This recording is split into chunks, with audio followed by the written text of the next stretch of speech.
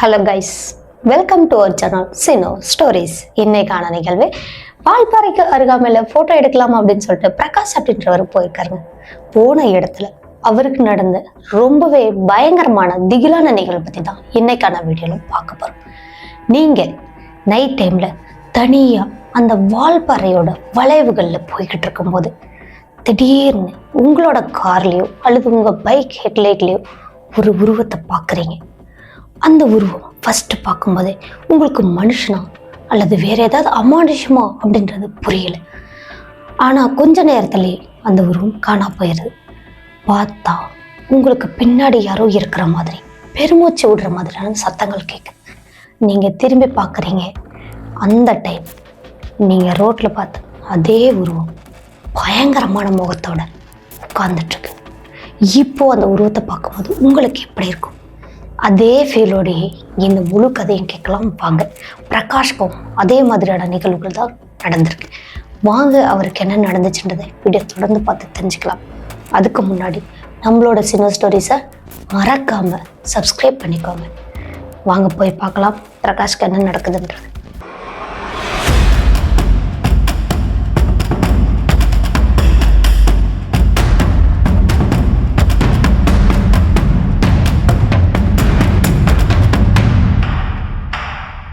பிரகாஷ் அப்படின்னு சொல்லக்கூடியவர், அவருக்கு வயசு 40. இந்த நபரோட ஹாபி அப்படின்னு பார்த்தீங்கன்னா ஃபோட்டோ எடுக்கிறது தாங்க. இந்த காடு, வனவிலங்குகள், அதுக்கப்புறம் பறவைகள், இந்த மாதிரியான இடங்களை ஃபோட்டோ எடுக்கிறதுனா பிரகாஷ்க்கு கொல்லா பிரியமா. அன்னைக்கும் இந்த நபர் ஃபோட்டோ எடுக்கலாம் அப்படின்னு நினச்சிதான் வால்பாறையை நோக்கி இவரோட காரை எடுத்திருக்காரு. போகிற வழியில் இவருக்கு கொஞ்சம் நேரமும் ஆயிடுச்சு. அந்த காரணத்தினால வால்பாறையில் அந்த வளைவுகளை தாண்டும் போது மணி 11. இந்த நேரத்தில் அங்கே முன்னாடி இருந்து எந்த ஒரு வாகனமும் வரல. லேசான பனி மூட்டம் வேற அதிகமாக இந்த ஹெட்லைட் வெளிச்சத்தில் அந்த ரோடுகளும் ரொம்ப தூரத்துக்கு தெரியலை. இப்போ அந்த கார் அந்த வளைவுகளில் ஒரு வளைவில் வளையுது. வளையும் போது பயங்கரமான மூடு பனியில் ஒரு பச்சை கலரில் சேலை கட்டின மாதிரி ஒரு பொண்ணு நடு ரோட்டில் படுத்துட்டு இருக்கா. இந்த நிகழ்வு பார்த்ததும் நீங்கள் எந்த மாதிரி ரியாக்ட் பண்ணியிருப்பீங்க? பிரகாஷ் பயந்து நடுங்கிட்டாரா. இந்த நேரத்தில் இந்த ரோட்ல ஒரு பொண்ணு படுத்துட்டு இருக்காளே, என்ன ஏதுன்னு நமக்கு தெரியலையேன்னு காரை பிரேக் போட்டு நிறுத்துறாரு. நிறுத்தும் போது அந்த பொண்ணோட முகம் சரியா அவருக்கு தெரியல.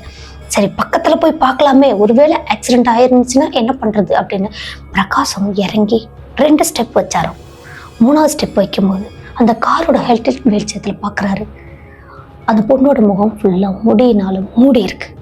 கூடவே அந்த கிரீன் கலர் சேரீ எல்லாம் சேரும் சகதியமாக இருக்கிற மாதிரி இருக்கு. அப்படி இருக்கும்போது பிரகாஷ்க்கு இன்னும் நடுக்கம் ஆயிடுச்சு. என்னென்ன தெரியல, சேரும் சகதியமாக கிடக்கிறாரே, அதுவும் அங்கங்கே ரத்தக்கரை மாதிரி வேற இருக்கே, நம்ம போய் பார்க்கலாமா வேண்டாமா, ஒருவேளை ஆக்சிடென்ட் ஆயிருந்தா கேஸ் நம்ம மேலே திரும்பிடுமோ அப்படின்ற யோசனையோட காருக்கு பக்கத்தில் நின்று பார்க்குறாரு. கொஞ்ச நேரத்தில் அந்த பொண்ணு முகத்தை திருப்புது. பார்த்தா அந்த பொண்ணுக்கு கண்ணு இருக்க வேண்டிய இடத்துல ஃபுல்லாக ரத்தமாக வெடிஞ்சிட்ருக்கு. ரத்த ஆறா வடிகிற மாதிரி இருந்திருக்கு. கூடவே அந்த கழுத்து பகுதி இருக்கு பார்த்தீங்களா, அந்த இடமெல்லாம் ஃபுல்லாக ரத்தமாக இருக்குது. கை கால் எல்லாம் நார்மலாக இருக்கிற மனுஷனை விட ஆப்போசிட் சைடில் இருக்குது. கை நமக்கு நார்மலாக நேராக இருக்கும், ஆனால் அந்த பொண்ணுக்கு கை பேக் சைடு திரும்பின மாதிரி இருக்குது. இந்த உருவத்தை பார்த்த பிரகாஷ் பயந்துடுச்சு. அவரோட காருக்குள்ளே ஓடி வர்றாரு. ஓடி வந்து காரை ஸ்டார்ட் பண்ணலாம் அப்படின்னு அவர் சாவியை போட்டு ஸ்டார்ட் பண்ணுறாருங்க. கார் ஸ்டார்ட்டே ஆகலை. ஆல்ரெடி இவர் ஸ்டார்ட்டில் வச்சுருந்த காரும் ஆஃப் ஆயிடுச்சு. அதனால மறுபடியும் ட்ரை பண்ணுறாரு. இவர் 3வது டைம் ட்ரை பண்ணும்போது இவரோட காருக்கு பின்னாடி பின் சீட்டில் யாரோ பெருமூச்சு விடுற மாதிரி வந்திருக்கு. இந்த பெருமூச்சு விடும்போது பிரகாஷ் இன்னும் பயம் நடுங்கி போயிட்டாரு. கொலையெல்லாம் நடுங்கி போயிடுச்சு. அதுக்கப்புறமா அந்த காரு கண்ணாடியிலேயே பின்னாடி திரும்பி பார்க்குறாரு. அந்த இடத்துல ரோட்ல பார்த்தா அதே உருவம் இப்போ இவரோட சீட்ல, பின்னாடி சீட்ல படுத்துட்டு இருக்கு. காப்பாத்து, என்னை காப்பாத்து அப்படின்னு பயங்கரமான ஒரு குரல்ல கத்திருக்கு. இதை கத்துனதும் பிரகாஷ்க்கு அள்ள விட்டுருச்சுங்க. நட்டிங்கி போயிட்டாரு மனுஷன். அடுத்து என்ன பண்றதுன்னு புரியாம பேதளிச்சு போயிட்டாரு. அதுக்கப்புறமா கார் எவ்வளவோ நேரம் ஸ்டார்ட் பண்ணி பார்க்குறாரு. கார் ஸ்டார்ட்டே ஆகல. சரி, இதை விட்டா நமக்கு வேற வழி கிடையாது அப்படின்னு காரை விட்டு இறங்கி ஓடுறாருங்க. ஓடும் போதும் கேமராவையும் மொபைலையும் கையில எடுத்துக்கிட்டு ஓடுறாரு. ஓடினவர் இவரோட கார்ல இருந்து ரொம்ப தூரம் போயிட்டாருங்க. ஒரு வளைவு பக்கம் இருந்து அவர் போட்டோ எடுத்தாருன்னா இவரோட கார் தெரியுதான். அந்த மாதிரி ஒரு இடத்துல போய் நின்று அங்கிருந்து போட்டோ எடுக்கிறாரு. போட்டோ எடுக்கும்போது நல்லா தெளிவா தெரியுதுங்க. அந்த காருக்குள்ள இருக்கிற மாதிரியான அந்த உருவம் சம்திங் ஏதோ இருக்குன்றது நல்லா தெளிவா தெரியுது. போட்டோ எடுத்துட்டாரா, ஒரு 2 நிமிஷத்துல அந்த கார் கதவு தானாவே ஓப்பன் ஆகுது. ஓப்பன் ஆகும்போதும் இவர் கரெக்டாக கேமராவை ஃபோக்கஸில் வச்சுருந்துருக்காரு. அந்த கார் ஓப்பன் ஆகி ஒரு 2 நிமிஷத்தில் அந்த உருவம் இவர் நிற்கிறாரு பார்த்தீங்களா, அந்த இடத்துல வந்து நிற்கிது. சட்டனாக வந்து அந்த கேமராக்கு முன்னாடி நிற்கிது. டக்குன்னு ஃபோட்டோவும் எடுத்துட்டாரு. பயந்து அந்த கேமராவை கீழேயும் போட்டுட்டாரு. கீழே போட்டுட்டு அந்த கேமராவை தேடுறாருங்க. மொபைல் டார்ச் ஆன் பண்ணிட்டு தேடி அந்த கேமராவை எடுத்துட்டாரு. அதுக்கப்புறமா இந்த நபர் காரை பார்க்குறாரு. காருக்கிட்ட எதுவுமே இல்லை. சரி, காருக்கிட்ட இருந்து நம்ம விலகி வந்துட்டோம், இப்போ அந்த ஆன்மாவும் விலகி போயிருக்கோம், நம்ம மறுபடியும் போய் காரை எடுத்துட்டு வரலாம் அப்படின்ட்டு பிரகாஷும் காருக்கு பக்கத்துல வந்தாராங்க. வந்தவர் தாங்க காரை ஃபர்ஸ்ட் போய் பார்க்குறாரு. சுற்றி பார்க்குறாரு, எதுவுமே இல்லை. சரி, ஓகே அப்படின்னு காருக்குள்ளே ஏறுறாரு. காரையும் ஸ்டார்ட் பண்ணுறாரு. கார் ஸ்டார்ட் ஆயிடுச்சு. அப்போதான் அந்த பிரகாஷ்க்கு உள்ளுக்குள்ளே வந்த மகிழ்ச்சிக்கு அல்லவே கிடையாதாங்க. அவ்வளோ ஒரு ஹாப்பியாக இருந்தாராம். அடுத்து காரை மூவ் பண்ணி போகிறாருங்க. நல்லபடியாக வால்பாறை பக்கமாகவும் வந்துட்டாராம். வந்ததுக்கு அப்புறமா சடனாக இவர் என்ன நினச்சாருன்னு தெரியல, இவரோட காரோட பின் சீட்டை அந்த மிரர் வழியாகவே பார்க்குறாருங்க. பார்க்கும்போது அந்த இடத்துல ஒரு பொண்ணு படுத்துட்டு இருக்கிறாங்க. அதே கிரீன் கலர் சாரீ கட்டின மாதிரி. எப்படி இருக்கும் நமக்கு அந்த சுச்சுவேஷன்ல இருந்தால் என்ன மாதிரி ஃபீல் பண்ணியிருப்போம். அதே மாதிரி தான் பிரகாஷும் நடுங்கி போய் பயந்து போய் கத்துன்னு கத்துறாருங்க. அந்த இடத்துல பிரகாஷ்க்கு ஹெல்ப் பண்ணுறதுக்கு ஆளே கிடையாது. என்ன பண்ணினாலும் அந்த இடத்துல யாருமே வரமாட்டாங்க. அந்த டைம்ல இவர் வந்து மாட்டிக்கிட்டோமேன்னு ரொம்பவே ஃபீல் பண்ணியிருக்காரு. கூடவே இவரால் முடிஞ்ச வரைக்கும் அந்த ஆன்மா கிட்ட இருந்து தப்பிக்கிறதுக்கு என்னென்னமோ வழிகள் எல்லாம் செய்யறாரு. கார் கண்ணாடியே ஃபுல்லா ஓப்பன் பண்ணிட்டு அதன் பிறகு பிரகாஷ் வெளியே இறங்கலான்னு பார்க்கும்போது திடீர்னு அந்த பொண்ணு அந்த காருக்கு முன்னாடி வந்து நிற்குது. இவர் இறங்கவும் முடியல, உள்ள உட்காரவும் முடியல, ரொம்பவே குழம்பு போயிட்டார். இந்த பொண்ணோட உருவத்தை பார்த்ததும், அந்த ஆன்மாவோட உருவத்தை பார்த்ததும் பிரகாஷ் டக்குன்னு கார் கதவை லாக் பண்ணிட்டார். ஃபுல்லா கண்ணாடி எல்லாம் ஏற்றி விட்டுட்டார். பின்னாடி எல்லாமே ஃபுல்லா லாக் பண்ணிட்டார். அதுக்கப்புறமா பிரகாஷ் காரை மூவ் பண்ணலான்னு பார்க்குறாரு. அப்போ திடீர்னு அந்த காருக்குள்ள காரோட அந்த டோரை வந்து யாரோ நெகத்தால கீர்னா எப்படி இருக்கும் அந்த மாதிரி சத்தம் பின்னாடி சீட்ல இருந்து கேட்குது. இவர் ஃபுல்லா பயந்த நடுங்கி போய் நிற்கிறாரு. இப்போ செய்யறது என்ன பண்றதுன்னு புரியாம நிற்கிறாரு. அவருக்கு அப்போ அந்த சூழ்நிலையில எப்படி இருக்கும், குப்புன்னு வேர்த்துட்டாங்க. அந்த மூடு பண்ணி டைம்ல கூட ஃபுல்லா வேர்த்துட்டாராம். அதுக்கப்புறம் அந்த காரை மூவ் பண்ணி எடுத்துக்கிட்டு போறாரு. என்ன நடந்தாலும் எங்கேயுமே நிறுத்தக்கூடாது அப்படின்னு ஒரு வளைவுகளையும் வளையிறாரு. ஒரு வளையும் போதும் அந்த வளைவு தாண்டறதுக்குள்ள அந்த கார் கவிழ்ந்து விழுகிற மாதிரியான நிறைய சுச்சுவேஷன் அமையுது. அந்த பொண்ணோட உருவம் திடீர்னு அந்த காருக்கு முன்னாடி வந்து படுக்கிற மாதிரியான அந்த உருவங்களையும் பார்த்துட்டே இருக்காரு. இப்படியே வால்பாறையை அடைஞ்சிட்டாரு. அங்க போனதுக்கு அப்புறம் இவர் புக் பண்ணி வச்சிருந்த அந்த ரூமுக்கு போறாரு. அதன் பிறகு இவரோட லக்கேஜ் எல்லாம் எடுத்துட்டு அந்த கேமராவையும் எடுத்துக்கிட்டே போயிருக்காரு. போயிட்டு அந்த ரூம்ல ஃப்ரெஷ்அப் ஆகுறாரு. ஃபர்ஸ்ட் ஃபுல்லா குளிக்கிறாருங்க. அந்த ஜில்லு தண்ணியில எப்படி அவர் அவ்வளோ நேரத்துக்கு குளிச்சாருன்றதே தெரியல. ஃபுல்லா குளிச்சுட்டாரு. அதுக்கப்புறமா வராரு. வந்துட்டு பெட்டு மேல உட்காந்துட்டு லேப்டாப்பை எடுத்து பார்க்குறாரு. பார்த்துட்டு இந்த கேமராவில் ஃபோட்டோ எடுத்தார் பார்த்தீங்களா, அதையும் பார்க்கலாமே அப்படின்ட்டு கேமராவோட அந்த மெமரி கார்டை எடுத்து லேப்டாப்ல போட்டு பார்க்குறாரு. பார்க்கும்போது இவர் வர வழியில எடுத்த அத்தனை ஃபோட்டோக்களும் நல்லா கிளியரா நல்லா இருக்கு. இவர் அந்த உருவத்தை எடுத்தார் பார்த்தீங்களா, அந்த ஃபோட்டோவும் அந்த காருக்கு பக்கத்தில் நின்று எடுத்தார் பார்த்தீங்களா அந்த ஃபோட்டோ, இது 2 ஃபோட்டோ மட்டும் பிளர்ராக இருந்திருக்கு. கிளியராக தெரியவே இல்லை. இவரும் எவ்வளோ ட்ரை பண்ணாலும் அது கிளியரன்ஸ் வரவே இல்லை. அந்த பொண்ணோட முகத்தை சரியா இவரால் பார்க்கவே முடியல. ஆனால் அந்த இரத்த கரைகள், அந்த கண்ணு இருந்த இடத்துல இருக்கிற அந்த ரத்த ஆறு மாதிரி ஊற்றிச்சு பார்த்தீங்களா, அது எல்லாமே இவருக்கு வந்து பிளர்ராக தான் தெரிஞ்சிருக்கு. சரி போடா அப்படின்ட்டு அந்த ஃபோட்டோவை அப்படியே வச்சுட்டு அன்னைக்கு நைட்டு படுத்துட்டாரு. படுத்தவர் தூக்கமே வரலையாங்க. பரண்டு உருண்டு படுத்துட்டு இருக்காரு. அப்படி ஒரு சைட்ல இருந்து மறு சைடு திரும்பி படுக்கும்போது லேப்டாப் ஆன்லயே வச்சுட்டு இருந்திருக்காரு போலங்க.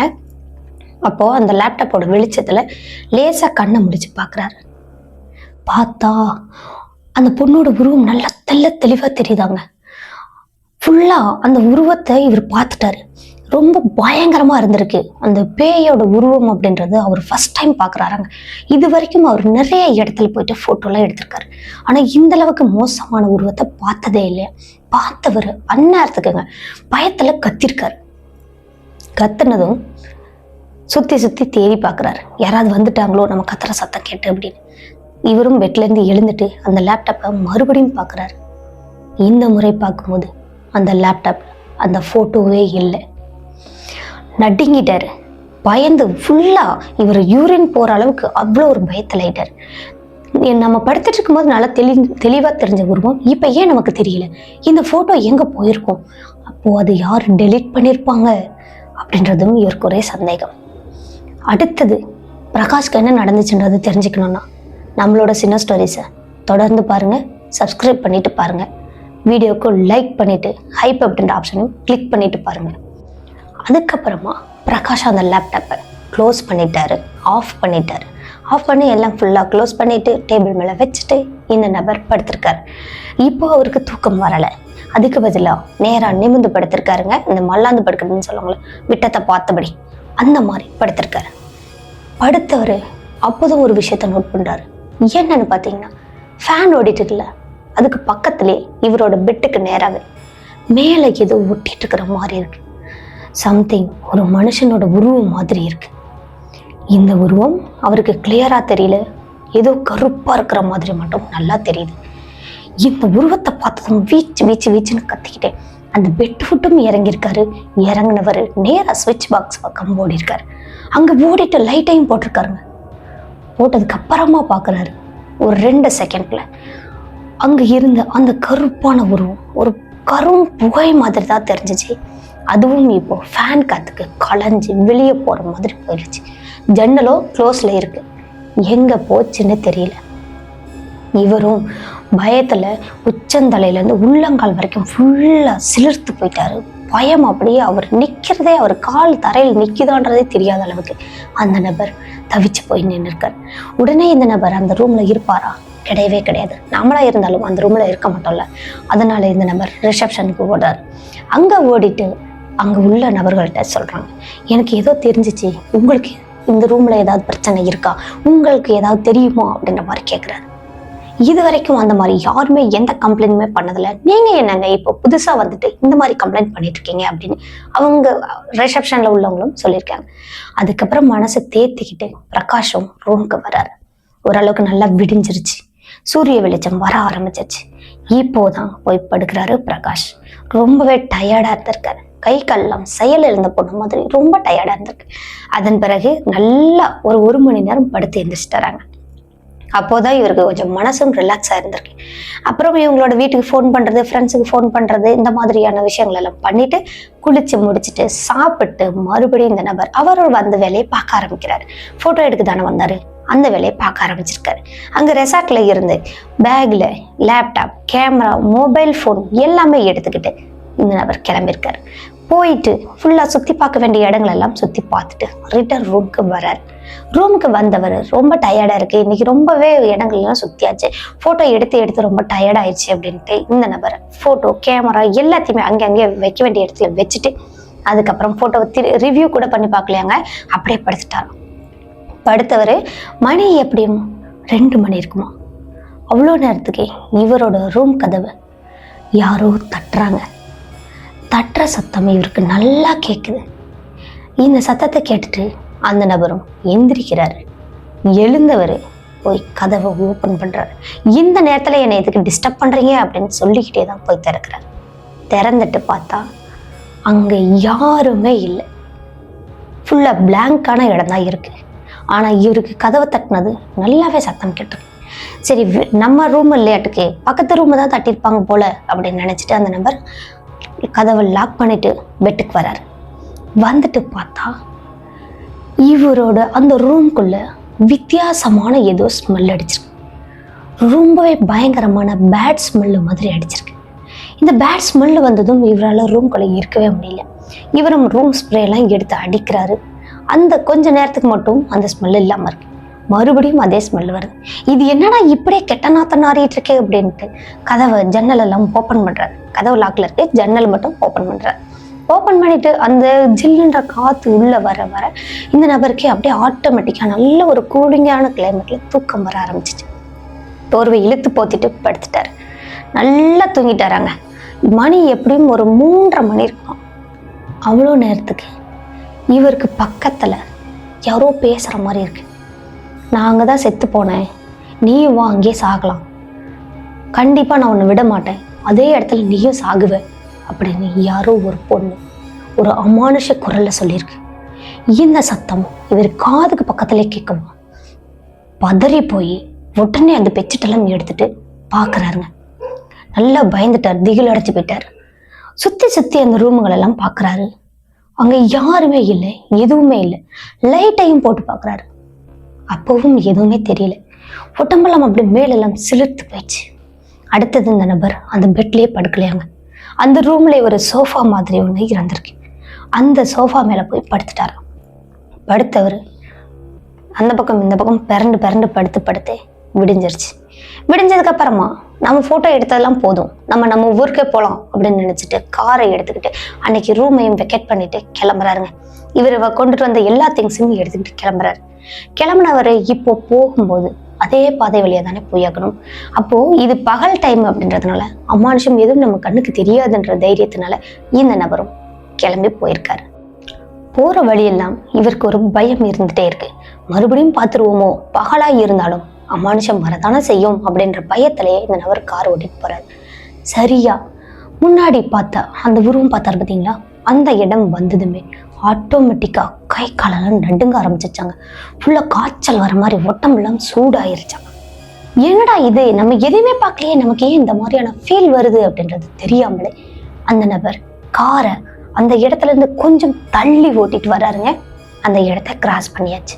அப்பாடா அப்படின்னு பெருமூச்சு விட்டுட்டு மறுபடியும் அந்த கார் நல்லபடியா போயிட்டு இருக்கும்போது திடீர்னு அந்த காருக்குள்ள ஒரு பயங்கரமான ஒரு பொண்ணோட சத்தம், நில்லு, நானும் உன் கூட வந்துட்டே இருக்கேன் அப்படின்னு ஒரு சத்தம். இந்த சத்தத்தை கேட்டதும் சடன் பிரேக் போட்டுட்டு திரும்பி பார்த்துருக்காருங்க. அங்க எதுவுமே இல்லை. ஆனா இந்த சத்தம் மட்டும் நல்லா கேட்டிருக்கு. அதன் பிறகும் இந்த நபர் இறங்கி கூட பார்க்கலையாங்க. காரை எடுத்தவர் நேரா அவங்களோட ஊர் வந்து சேர்ற வரைக்கும் எந்த ஒரு இடத்துலையுமே நிறுத்தவே இல்லை. ஒரு பாத்ரூம்காக கூட அவர் எங்கேயுமே காரை நிறுத்தவே இல்லை. வீடு வந்து சேர்ந்தாச்சு.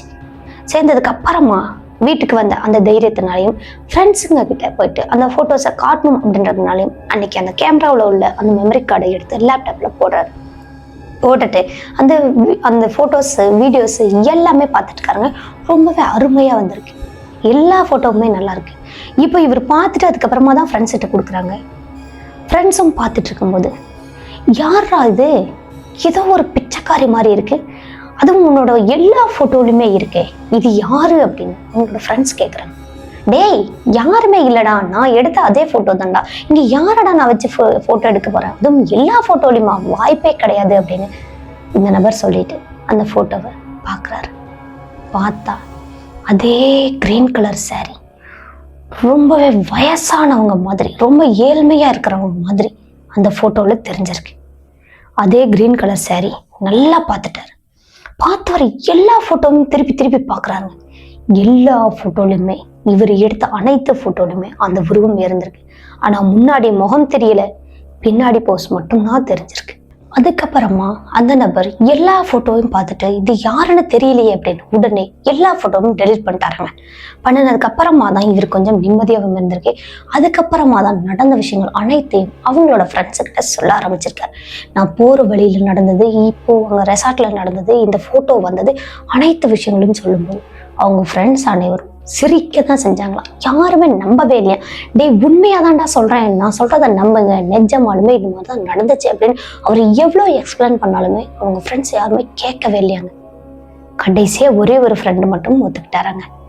நீ பாத்தியாடா, உண்மையாடா, நிஜமா அப்படின்றதெல்லாம் கேட்குறாங்க. இவர் ஒரு லேப்டாப்பில் பார்த்துட்டு இருந்தார் இல்லையா ஒரு ஃபோட்டோ. அந்த ஃபோட்டோ அது அவர்கிட்ட காமிக்கலாம், அந்த ஃப்ரெண்டுக்கிட்ட காமிக்கலாம் அப்படின்னு தேடி தேடி பார்த்தாராம். அந்த ஃபோட்டோ இல்லை. டே இது நான் மறுபடியும் எப்படியாவது எடுக்க முடிஞ்சிச்சுன்னா நான் அந்த ஃபோட்டோ எடுத்து உனக்கு காட்டுறேன், அந்த ஃபோட்டோவை நீ பார்த்தினா அப்போ நீ நம்புவேன் அப்படின்னு அவங்களோட ஃப்ரெண்ட்ஸுக்கிட்ட எல்லாம் சொல்லிட்டு அன்னைக்கு வீட்டுக்கு வந்துட்டாராம்.